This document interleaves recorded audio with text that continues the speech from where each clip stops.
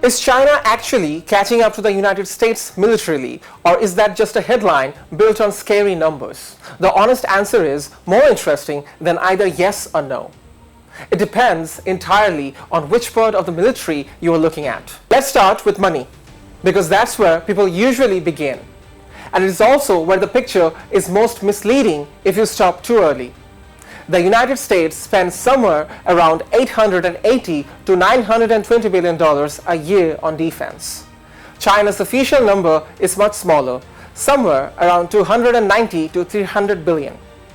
If in accounting for hidden or unreported spending, the outside analysts add back in, most estimates still put China's real total somewhere between $350 and $450 billion. So on paper, the US is still outspending China by a wide margin, roughly 2 to 1 at minimum.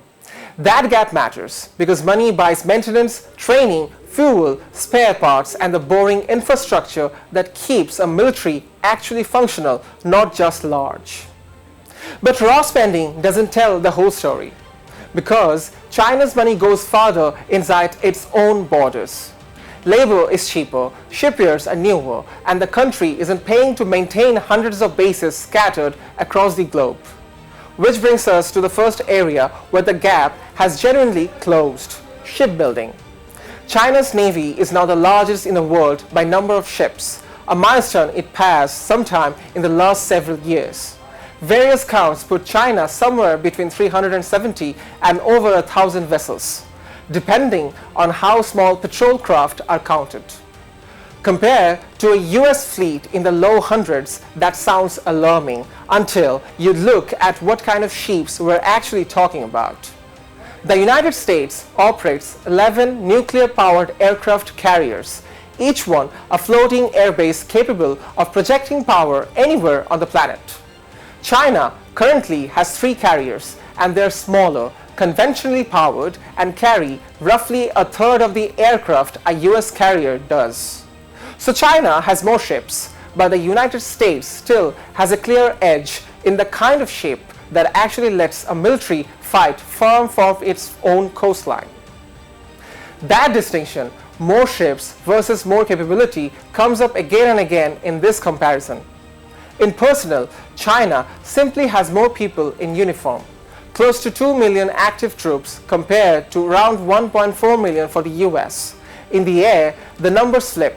The US operates a larger and more advanced combat aircraft fleet, including stealth platforms like the F-22 and F-35 that China does not have an equivalent to yet, though it is developing its own 5th-generation fighters. On nuclear weapons, the US maintains an arsenal in the thousands of warheads, while China's stockpile is smaller, in the low hundreds, but growing faster than at any point in its history, which is itself a strategic signal even if the raw numbers stay lopsided for now. So where is China generally closing the distance beyond ship count?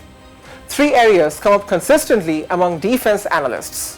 Shipbuilding capacity, meaning China can physically build new vessels faster than the US can right now, because its commercial shipyards dwarf America's in size and output.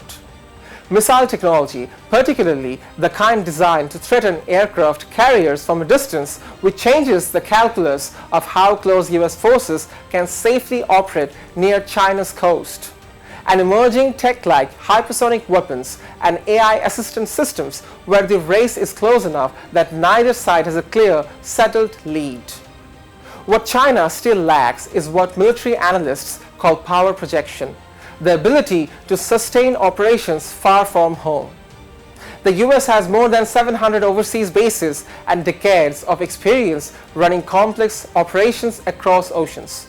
China's military, despite its size, has not fought a sustained war since 1979, and its global basing footprint is a fraction of America's.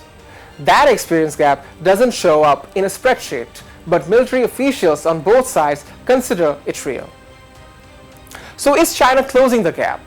In some places, yes, clearly and quickly, especially in shipbuilding and missile technology aimed at contesting the waters near Taiwan and the South China Sea. In others, the US still holds the lead that would take China years or decades to close, particularly in nuclear weapons, carrier aviation, and the ability to operate globally rather than regionally. The most accurate way to describe the relationship right now isn't that China is catching up to the US everywhere. It's that China is building a military specifically designed to make it very costly for the US to intervene in its own neighborhood, while the US still holds the advantage almost everywhere else on the map.